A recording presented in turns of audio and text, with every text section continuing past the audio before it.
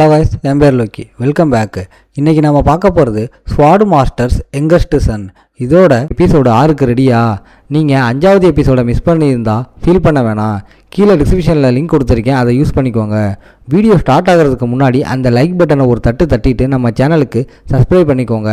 சரி வாங்க, time waste பண்ணாமல் இப்போ எபிசோடுக்குள்ளே போகலாம். எபிசோட ஸ்டார்டிங்லேயே நம்ம ஆள் அங்கே ஒரு பிளட்டு கரையான துணியை கண்டுபிடிக்கிறான். இதை வச்சு குரூப் 2 ஏதோ டேஞ்சரை உணர்ந்து டிரெக்ஷனை மாற்றிருக்காங்கன்னு புரிஞ்சுக்கிறான். நம்ம ஆள் சிரியான மற்றவங்க கூட போக சொல்லிட்டு நம்ம ஆள் விளப்பும் குரூப் 2 தேடி போகிறாங்க.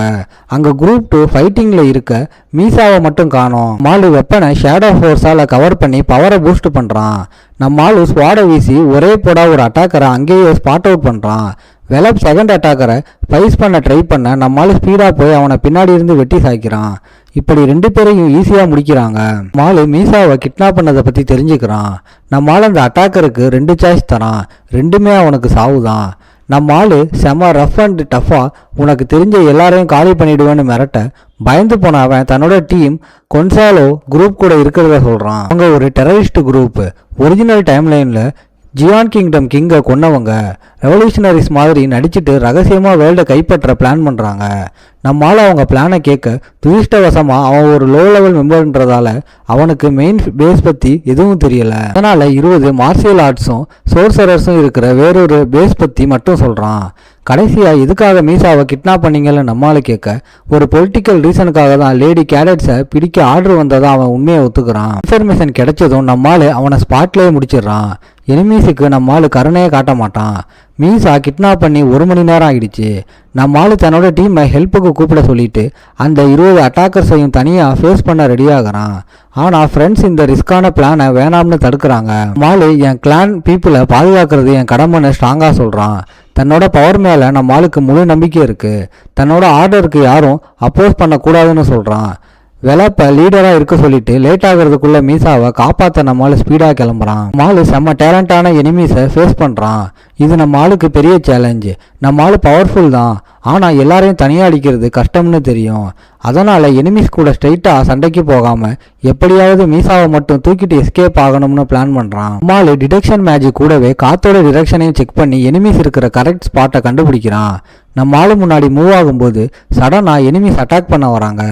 ஆனால் நம்ம ஆளு மேஜிக் ஸ்கில்ஸால் அவங்கள ஷாக் ஆக்கி ஒருத்தனை ஸ்பாட் அவுட் பண்ணுறான். ஒரு மேஜ் நம்ம ஆளோட கையை லாக் பண்ணி ஃபயர் அட்டாக் பண்ண நம்ம ஆளோட இன்ஃபினிட்டினால நம்ம ஆளுக்கு எதுவும் ஆகலை. நம்ம ஆள் அப்படியே அவனை பின்னாடி இருந்து வெட்டி சாய்க்கிறான். அடுத்து அவன் ஐஸ் மேஜிக் யூஸ் பண்ணியும் நம்ம ஆள்கிட்ட அது வேலைக்கு ஆகாமல் அந்த மேஜும் செத்து விழுகிறான். நம்ம ஆளுக்கு கொன்சாலோ டீம் பற்றி நல்லா தெரியும். அதனால் மெயின் ஆஃபீஸர் வர வரைக்கும் மீசா சேஃபாக இருப்பான்னு நம்புகிறான். எனிமீஸை திசை திருப்ப ஃபயர் மேஜிக்கை யூஸ் பண்ணி அங்கே ஃபயரை சம்மன் பண்ணுறான். எல்லாரும் அந்த பக்கம் கவனம் செலுத்த நம்மால் இப்போ தன்னோட அடுத்த மாஸ் மூவை ஸ்டார்ட் பண்ணுறான். நம்மளால சீக்கிரட்டாக அவங்க பேஸ்குள்ளே போய் எனிமீஸ் தப்பு பண்ணுறதுக்காக வெயிட் பண்ணுறான். அங்கே தனியாக இருக்கிற அவங்க லீடரை சடனாக அட்டாக் பண்ணி நம்மால் அசால்ட்டாக காலி பண்ணுறான். அப்புறம் அவன்கிட்ட இருந்து கீஸை எடுத்துக்கிட்டு மீசா இருக்கிற ஜெயில் ரூமை அடித்து உடச்சி திறக்கிறான். இல்லை நம்ம ஆள் ஒரு சீக்ரெட் ட்ராப் டோரை கண்டுபிடிச்சி மீசாவை பார்க்குறான். இந்த ரிஸ்கான இடத்துல நம்ம ஆளை பார்த்ததும் அவள் ஷாக் ஆகுறா. நம்ம ஆள் அவளோட லாக்கை ஓப்பன் பண்ணி ரிலீஸ் பண்ண சடனாக அந்த மொத்த பில்டிங்கும் பயங்கரமாக நடுங்க ஆரம்பிக்குது. அங்கே வெளியே வந்ததும் அங்கே ஒரு பயங்கரமான சீனை பார்க்குறாங்க. ஒரு பாதி மனித மான்ஸ்டர் அங்கிருந்த எனிமீஸ் எல்லாரையும் கொன்று குவிச்சிருக்கு. அந்த மான்ஸ்டர் தான் வெள்ளை ஓனாய். நம்ம ஆள் மீசாவை தேவையில்லாமல் ரிஸ்க் எடுக்காமல் இருக்க அவளை மயக்கமடைய வச்சுட்டு அந்த ஓனாய் முன்னாடி போய் கெத்தா நிற்கிறான். நம்ம ஆள் நான் ரன் கேண்டல் கிளான் சீஃபோட பையன்னு மாசா சொல்லிட்டு ஃபைட்டுக்கு ரெடியாக ஓனாய் ஷாக் ஆகுது.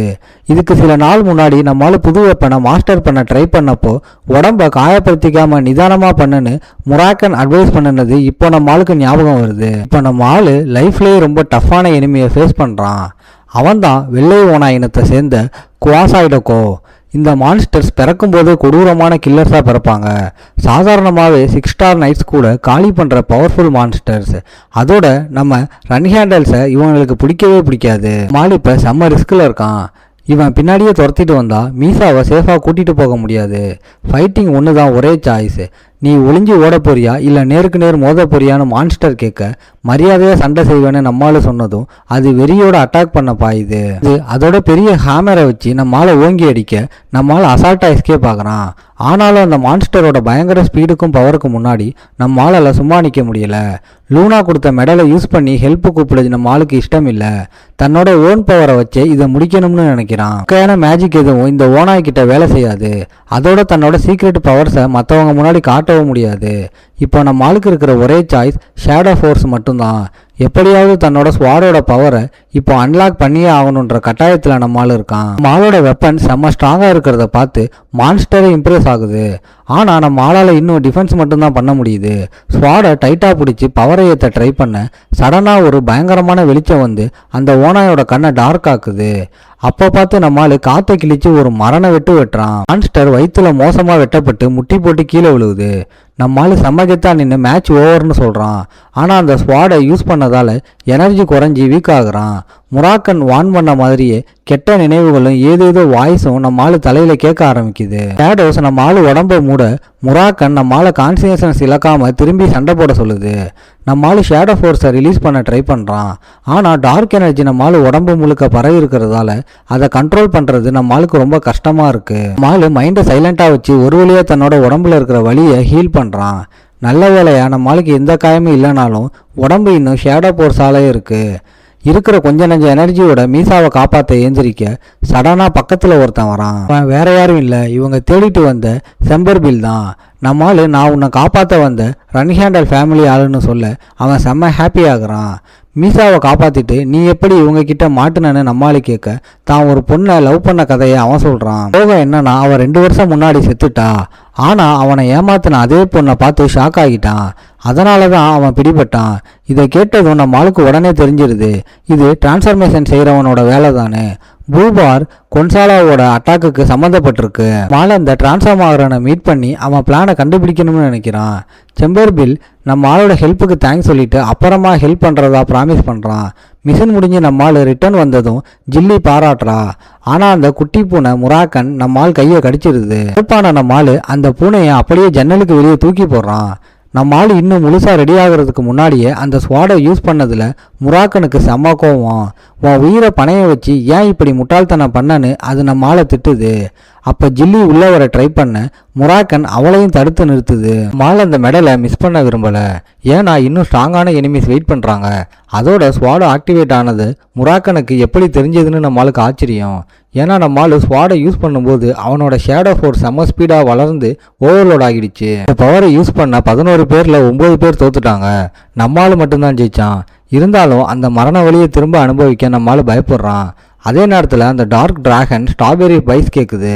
ஆனால் அது கிடைக்காததால செம்ம சோகமாகுது. மாலு ஓனாயை காலி பண்ண நியூஸ் எல்லாருக்கும் டவுட்டை கிளப்பியிருக்கு. நம்ம ஆளோட ஸ்கில் லெவல் 3 ஸ்டார்ஸ் தான்.